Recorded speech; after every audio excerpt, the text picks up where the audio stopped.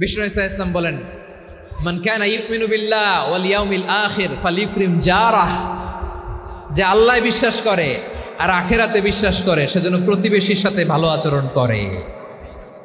সুবহানাল্লাহ। কলিজা জুড়ায় যায় না আমার নবীর কথাগুলো শুনলে? যে আল্লাহ বিশ্বাস করে, যে আখিরাতে বিশ্বাস করে সেজন্য প্রতিবেশীর সাথে ভালো আচরণ করে। এখানে বলছে মুসলিম প্রতিবেশী বলছে, নামাজি প্রতিবেশী বলছে, আল্লাহওয়ালা প্রতিবেশী বলছে না। প্রতিবেশী আস্তিক হোক নাস্তিক হোক, প্রতিবেশী মুমিন হোক মুশরিক হোক, প্রতিবেশী হইলেই তার সাথে ভালো আচরণের দরকার আছে না নাই? বিষ্ণু ইসা ইসলাম ওনার ইহুদি প্রতিবেশীর বাসায় যেতেন। কোন প্রতিবেশী? ইহুদি। আওয়াজ করে বলেন, কোন প্রতিবেশী? ইহুদি। এক ইহুদি কিশোর বিষ্ণু ইসা ইসলামের খেদমত করতে, ইহুদি ছেলে আমার নবীর খেদমত করতো, তারা ছিল নবীর প্রতিবেশী। তো অনেক দিন হয় ইহুদি ছেলেটা আসে না। বিষ্ণুনবী খোঁজ দিলেন, ঘটনা কি? একটা ইহুদি ছেলে না আমার খেদমতে আসতো, ছেলেটা কই? খোঁজ নিয়ে জানলেন ছেলেটা অসুস্থ। বিষ্ণু ইসা ইসলাম ওই ইহুদির বাড়িতে চলে গেলেন ওই ছেলেটাকে দেখা করার জন্য, ভিজিট করার জন্য। সুবহানাল্লাহ পড়বেন না? গেলেন, যে দেখে ইহুদি ছেলেটা মুমূর্ষ, যান যায় যায় ভাব, বিছানায় পড়ে আছে, তার বাবা দাঁড়ানো। বিশ্বনবী তার মাথার পাশে বসলেন, মাথায় হাত বুলিয়ে দিলেন, আর ছেলেটাকে বললেন, আসলিম, হে ইহুদি ছেলে, আসলিম, ইসলাম ধর্ম গ্রহণ করো। তো ছোট্ট ছেলে ভাবে আমরা ইহুদি, এখন ইসলাম ধর্ম গ্রহণ করলে আব্বা যদি বকা দেয়, ফানাযারা ইলা ওয়াজহি আবি, ছেলেটা তার বাবার চেহারার দিকে তাকালো, দেখে আব্বা কি কয়। আব্বা যদি বলে তাইলে ইসলাম ধর্ম গ্রহণ করবে। ইহুদি ছেলেটা তার বাবার দিকে যখন তাকালো, ওর বাবা বলে, আতি আবুল কাসিম, আবুল কাসিম যা বলে তাই করো। আবুল কাসিম হচ্ছে বিষ্ণু ইসা ইসলামের একটা কুনিয়াত, উপনাম। আমার রাসূলের বড় ছেলের নাম ছিল কাসেম। যেমন দেখবেন আমাদের এলাকায় কারো ছেলের বড় ছেলের নাম যদি হয় আব্দুল্লাহ, এরা আব্দুল্লাহর বাপ বলে ডাকে। কারো বড় মেয়ের নাম যদি হয় ফাতেমা, এরা কি ডাকে? ফাতেমার বাপ বলে না? তো বিষ্ণু ইসা ইসলামের বড় ছেলের নাম ছিল কাসেম। ইহুদি বাবা বলল, আতি আবুল কাসেম, আবুল কাসেম যা বলে তাই শোনো, মানে মোহাম্মদ যা বলে তাই শোনো। এই কথা শুনে ছেলে সাহস পাইছে, ছেলে আবার পড়তে আরম্ভ করলো, আশহাদু আল্লাহ ইলাহা ইল্লাল্লাহ ওয়া আশহাদু আন্না মুহাম্মাদার রাসূলুল্লাহ। পড়েন আল্লাহু আকবার। বিশ্বনবীর আহ্বান শুনে ওই আহ্বানে সাড়া দিয়ে ইহুদি ছেলে শাহাদা পড়ে মুসলমান হয়ে গেল। তার হৃদয়টারে ইমানের নূর দিয়ে আলোকিত করে দিল কে? প্রিয় ভাইরা, এবার রাসূল সাল্লাল্লাহু আলাইহি ওয়াসাল্লাম বের হয়ে আসলেন ঘর থেকে, আর বললেন, আলহামদুলিল্লাহিল্লাযী আনকাযাহু মিনান নার, প্রশংসা সে আল্লাহর, যে আল্লাহ জাহান্নামে চলে যাচ্ছিল প্রায় এমন একটা লোককে মুহূর্তের মধ্যে কালেমায়ে শাহাদাতের বদৌলতে জান্নাতি বানায় দিলেন। আওয়াজ করে পড়েন সুবহানাল্লাহ। এই হাদিস থেকে আমরা কি শিখলাম? What is the moral of the story?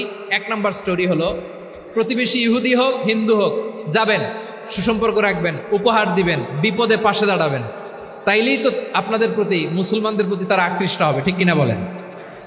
আপনি যদি হিন্দুদের সাথে বৌদ্ধদের সাথে নাই মিশেন, নাস্তিকের কাছে নাই যান, তো ইসলামের সৌন্দর্যটা ওরা বুঝবে কেমনে? আমার অনেক হিন্দু পরিচিত ভাই আছে, ওরা আমাদের ইফতারির প্রোগ্রামে এসে একসাথে ইফতারি করে। অনেক মদখোর আমার সাথে বসে একসাথে ডিনার করে, হাফ প্যান্ট পরা, গলায় স্বর্ণের চেইন, হাতে স্বর্ণের ব্রেসলেট, আইসা আমার সাথে ডিনার করছে, আছে এরকম। গাঁজাখোর, আমি বলি আসো, ওয়েলকাম টু মাই ডিনার, আসো বসো, বসলেই তো আমি ওর ডিএনএ, চিন্তার ডিএনএ চেঞ্জ করে দেওয়ার সুযোগ পাবো। চিল্লায় বলো ঠিক কি না? আসতে হবে আমার কাছে। Our door is open, the door of Islam is open 24/7। সব সময় আমাদের ইসলামের দরজা আমার অমুসলিম ভাইদের জন্য খোলা আছে না নাই? আপনি নামাজি, আপনি মুসল্লি, আপনি হাজী সাহেব, তাহাজ্জুদ পড়তে পড়তে কপালে দাগ ফেলে দিছেন, আপনার প্রতিবেশী হিন্দু, ভাবছেন আমার তো পাওয়ার আছে, ওর জমিটা দখল করি। বিশ্বনবী বলেন, কিয়ামতের দিন ওই হিন্দুর পক্ষে তোর বিরুদ্ধে আমি বাদী হয়ে দাঁড়াবো। পৃথিবীর কোন ধর্মে এরকম স্টেটমেন্ট পাবেন? আপনি ভাবছেন আপনি নামাজ পড়লে হাজী সাহেব কপালে দাগ ফেলাই দিলে আপনি সেলসালায় জান্নাতে চলে যাবেন না? খবরদার। বিশ্বনবী বলেন, কোন সংখ্যালঘুর উপর যদি কেউ আক্রমণ করে, তার প্রাপ্য তাকে না দিয়ে যদি তাকে ঠকায়, তার উপর জুলুম করে, তার সম্পদ যদি কেড়ে নেয়, আমি নবী, তুমি মুসলিম হইতে পারো, মুসল্লি হইতে পারো, তার পক্ষে তোমার বিপক্ষে আল্লাহর দরবারে বাদী হয়ে দাঁড়াবো। কথা বুঝতে পারলে আওয়াজ করে উত্তর দেন। বিশ্বনবী যদি কারো বিপক্ষে দাঁড়ায় কিয়ামতের দিন, আই রিপিট, আমি আবারও বলছি, বিশ্বনবী যদি কিয়ামতের দিন কারো বিপক্ষে দাঁড়ায়, ও তো সেলসেলায়া জান্নাতি, তাই না? জান্নাতি না? যে নবীর সুপারিশ ছাড়া জান্নাতের গেটও দেখা যাবে না, ওই নবী যদি বলে তোর বিপক্ষে আমি বাদী হয়ে দাঁড়াবো, ওই জান্নাতে আর ঢোকার কোনো সুযোগ আমাদের থাকবে? এখানেই শেষ না, এখানেই শেষ নয়। বিশ্বনবী বলেন মান কাতালা মুআহাদান, বুখারীর বর্ণনা, মান কাতালা মুআহাদান লাম ইয়ারাহ রাইহাতাল জান্নাহ। কেউ যদি, কোনো মুসলিম যদি অন্যায়ভাবে কোনো সংখ্যালঘুকে হত্যা করে, কোনো হিন্দুকে হত্যা করে, কোনো বৌদ্ধরে হত্যা করে, অন্যায়ভাবে কোনো মুসলিম যদি কোনো সংখ্যালঘুরে হত্যা করে, জান্নাতে যাওয়া তো দূরের কথা, ওই মুসলিম জান্নাতের ঘ্রাণও পাবে না। সেই বুখারীর বর্ণনা, মান কাতালা মুআহাদান লাম ইয়ারাহ রাইহাতাল জান্নাহ ওয়া ইন্না রিহাহা লা ইউজাদু মিন মাসিরাতি 40 আমা। যে জান্নাতের ঘ্রাণ 40 বছর দূরের রাস্তা থেকেই পাওয়া যায়। সুবহানাল্লাহ পড়েন। প্রিয় ভাইরা, এখান থেকে জান্নাতে পৌঁছতে লাগবে 40 বছর। এত দূর, কত বছর? সবাই বলেন কত বছর? এখান থেকে জান্নাতে পৌঁছতে লাগবে 40 বছর। এত দূরে থাকতেই জান্নাতের ঘ্রাণ আপনার নাকে এসে ধাক্কা মারবে। বিষ্ণুই বলেন, যে ব্যক্তি কোনো সংখ্যালঘুকে হত্যা করে, জান্নাতের ঘ্রাণ তো পাবেই, জান্নাতে তো ঢুকতে পারবেই না, জান্নাতের ঘ্রাণও তার নাকে লাগবে না। পড়েন নাউযুবিল্লাহ। তাহলে সংখ্যালঘুদের ব্যাপারে ইসলামে অধিকার দেয়া আছে না নাই?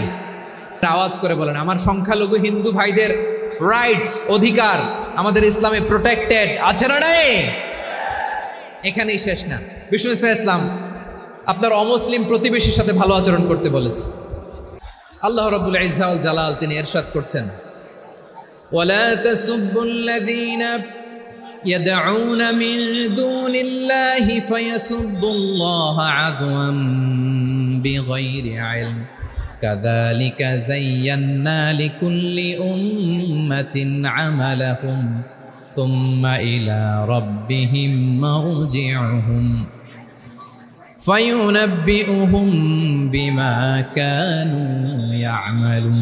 রব্বুল আলামিন বলেন, গোলাম, ও আমার ইমানদার বান্দারা, শোনো শোনো, ও আমার বিশ্বাসী বান্দারা, শোনো শোনো, লা তাসুবুল্লাযীনা ইয়াদউনা মিন দুনিল্লাহ ফায়াসুবুল্লাহা আদওয়ান বিগাইরি ইলম।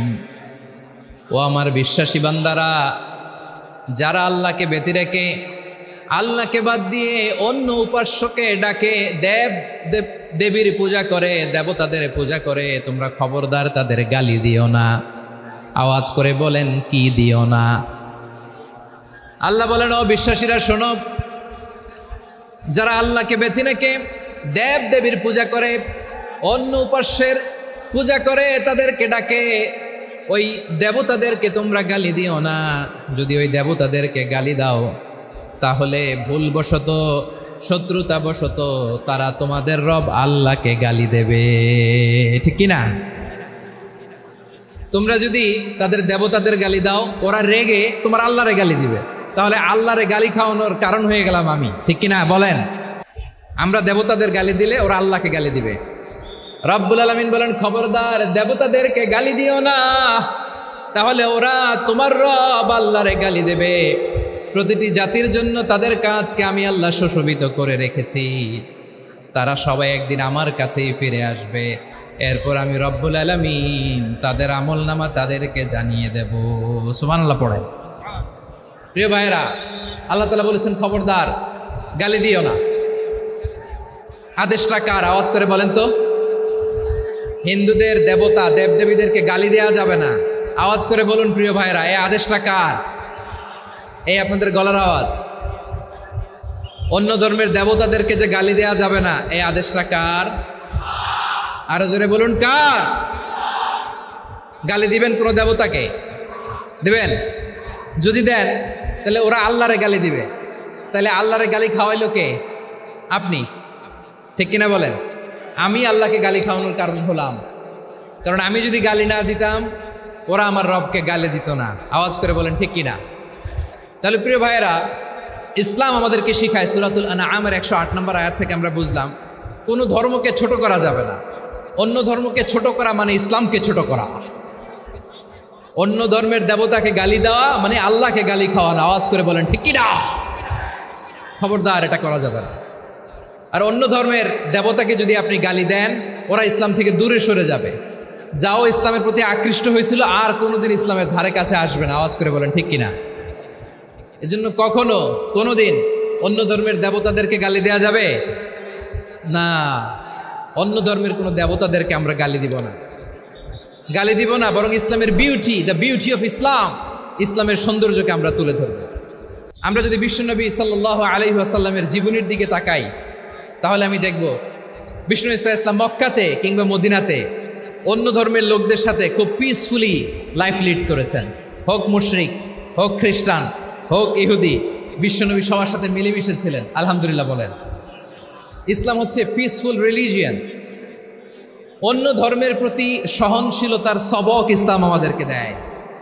কিন্তু প্রতিটি মুসলিমের এটা মনে রাখতে হবে, আল্লাহর কাছে পছন্দনীয় গ্রহণযোগ্য ধর্ম, জীবনাদর্শ একটি, সেটা হচ্ছে ইসলাম। আওয়াজ করে বলেন সেটা কি? আওয়াজ করে বলুন, আল্লাহর কাছে মনোনীত ধর্ম একটি, সেটা কি? এজন্য রব্বুল আলামিন বলেন, ইন্নাদ-দীনা ইনদাল্লাহিল ইসলাম, আল্লাহর কাছে মনোনীত গ্রহণযোগ্য অ্যাকসেপ্টেড ধর্ম মতাদর্শ একটা, সেটা হলো ইসলাম। ইসলাম ছাড়া অন্য কোনো ধর্ম যদি কেউ তালাশ করে, তার ওই ধর্ম আল্লাহ গ্রহণ করবে না। ওমাই ইয়াবতাগি গায়রাল ইসলামি দীনান ফালাই ইউকবালা মিন ওয়া হুয়া ফিল আখিরাতি মিনাল খাসিরিন।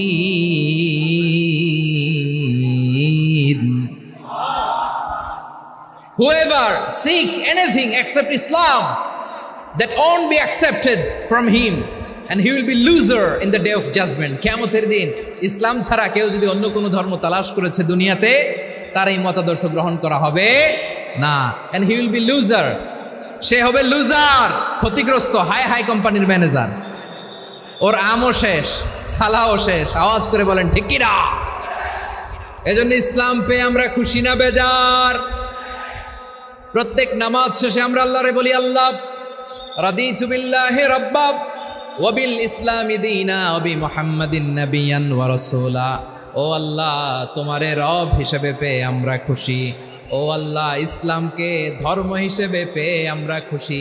বিশ্বনবীকে আমাদের রাসূল পেয়ে আমরা খুশি। ঠিক কিনা বলেন? ইসলাম ছাড়া অন্য কোনো ধর্ম আমরা গ্রহণ করব না। ঠিক কিনা বলেন? আল্লাহর কাছে অ্যাকসেপ্টেড রিলিজিয়ান একটা, সেটা ইসলাম। তো বিশ্বনবী সাল্লাল্লাহু আলাইহি ওয়াসাল্লাম মক্কাতে কিংবা মদিনাতে খুব পিসফুলি এক্সিস্ট করেছেন, যে কোনো ধর্মের সাথে মিলেমিশে চলেছেন। তার প্রমাণ আমরা যদি রাসূল সাল্লাল্লাহু আলাইহি ওয়াসাল্লামের বায়োগ্রাফির দিকে তাকাই, তাহলে দেখব তিনি মুশরিকদের সাথে পিস ট্রিটি করেছেন, শান্তি চুক্তি, পিস ট্রিটি, পিস এগ্রিমেন্ট। আপনারা হুদাইবিয়ার সন্ধির নাম শুনেছেন? আমার লালমনিরহাটের কলিজার টুকরা ভাইয়েরা, হুদাইবিয়ার সন্ধির নাম আপনারা শোনেন নাই? 6ষ্ঠ হিজরিতে বিষ্ণু ঈসা ইসলাম মুশরিকদের সাথে এই ট্রিটি করেছেন, চুক্তি। কাদের সাথে? মুশরিকদের সাথে। আমরা তো মুসলমান বসতে পারি না। আমরা দুই মুসলিম ভাই একসাথে বসে চা খেতে পারি না, গল্প করতে পারি না। বিষ্ণু ঈসা ইসলাম মুশরিকদের সাথে ট্রিটি করেছেন, হুদাইবিয়ার সন্ধি। এই সন্ধির আগে মক্কা থেকে কেউ মদিনায় যেতে পারে না, মদিনা থেকে কেউ মক্কায় যেতে পারে না। কিন্তু এই সন্ধির পরে ট্রাফিক স্বাভাবিক হয়ে গেল। মক্কার লোকেরা মদিনায় আসতে পারে, মদিনার লোকেরা মক্কায় আসতে পারে। এটাকে বলে সুলহে Hudaibiya, the peace agreement of Hudaibiya, শান্তি চুক্তি।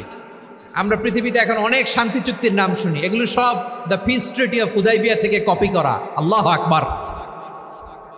তাহলে বিশ্বনবী সাল্লাল্লাহু আলাইহি সাল্লাম তিনি যে শান্তিপূর্ণ সহাবস্থানে বিশ্বাসী ছিলেন,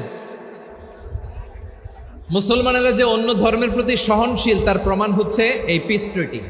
বিষ্ণু ইসা ইসলাম মদিনায় যে কি করলেন? মদিনায় যে বিষ্ণু ইসলাম মদিনা চার্টার করলেন, মদিনা সনদ, সাহিফাতুল মদিনা, এটার বলে মদিনা চার্টার। যে ওয়েস্টে, ইউরোপে, আমেরিকাতে তারা অনেক চার্টার করে, সব চার্টার মদিনা চার্টার থেকে কপি করা। আওয়াজ করে পড়েন সুবহানাল্লাহ। বিষ্ণু ইসলাম মদিনায় গেলেন, মদিনাতে মুসলিম, মুশরিক, ইয়াহুদি এই তিন ধর্মের লোক মিলে সব স্টেক হোল্ডার যারা আছে সবাইকে নিয়ে বিষ্ণু ইসলাম মদিনা চার্টার করলেন, মদিনা সনদ। পড়েন সুবহানাল্লাহ। শুধু তাই নয়, মক্কাতে বিশ্বনবী পিস এগ্রিমেন্ট করলেন, শান্তি চুক্তি মুশরিকদের সাথে। মদিনাতে যে বিশ্বনবী মদিনা চার্টার করলেন, মদিনা সনদ করলেন ইহুদিদের সাথে।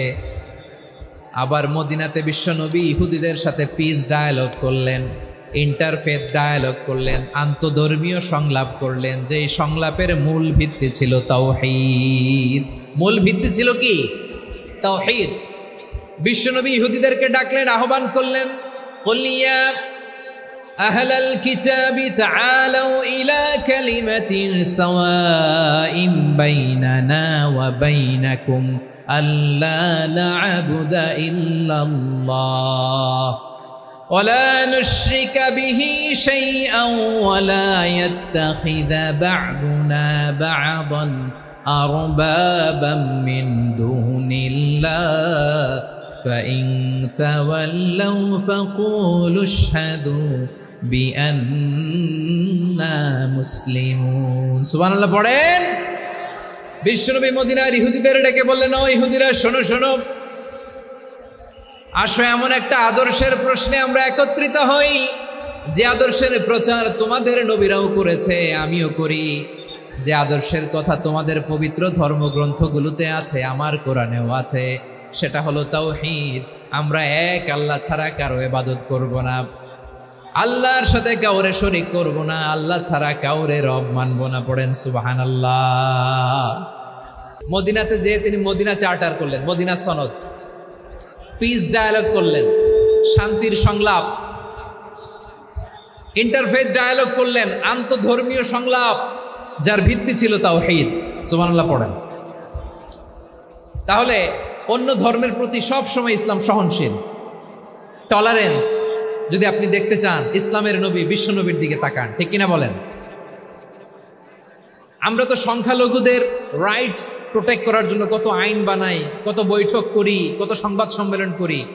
বিষ্ণু সাল্লাল্লাহু আলাইহি ওয়াসাল্লাম সংখ্যালঘুদের রাইটসের ব্যাপারে, অধিকারের ব্যাপারে যে কথা বলেছেন, শুনলে আপনি অবাক হয়ে যাবেন।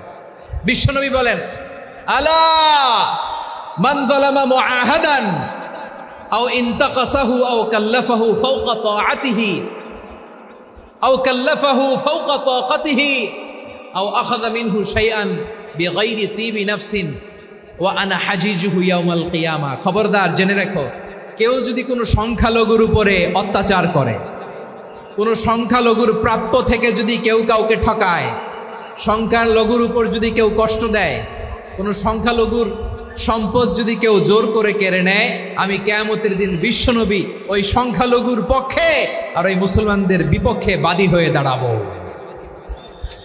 সুবহানাল্লাহ বলতে পারলেন না? আল্লাহু আকবার। আপনি নামাজি, আপনি মুসল্লি, আপনি হাজী সাহেব, তাহাজ্জুদ পড়তে পড়তে কপালে দাগ ফেলে দিছেন।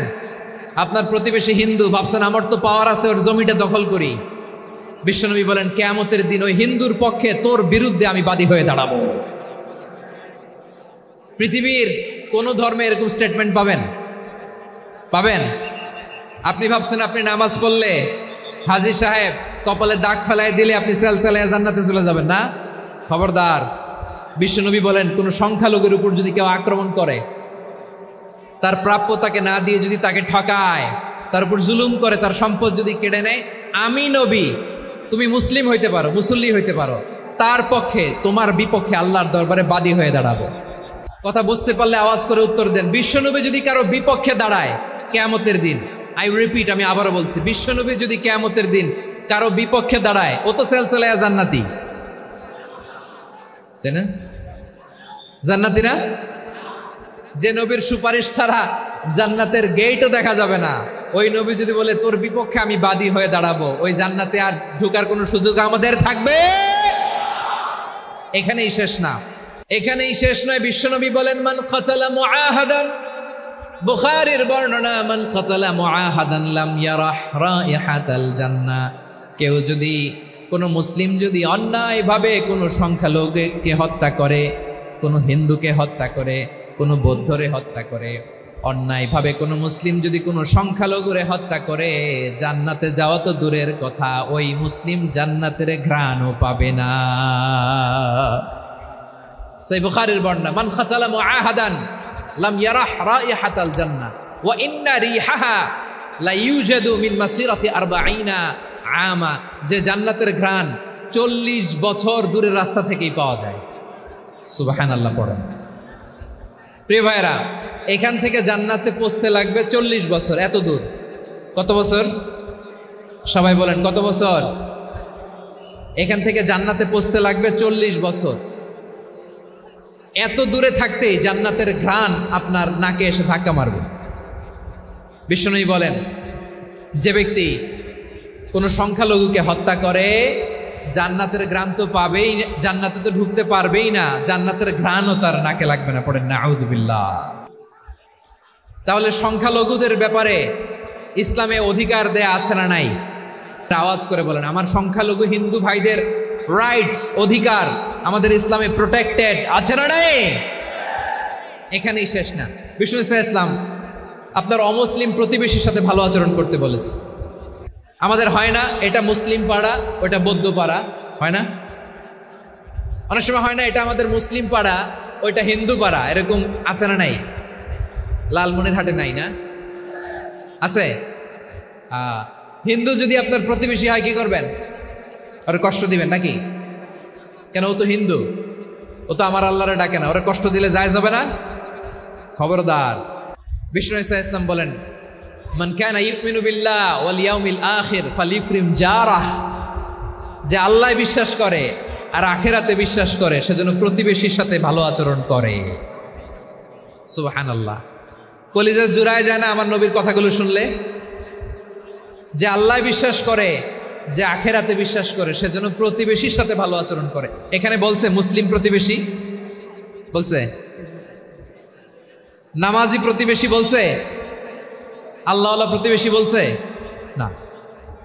প্রতিবেশী আস্তিক হোক নাস্তিক হোক, প্রতিবেশী মুমিন হোক মুশরিক হোক, প্রতিবেশী হইলেই তার সাথে ভালো আচরণের দরকার আছে না নাই?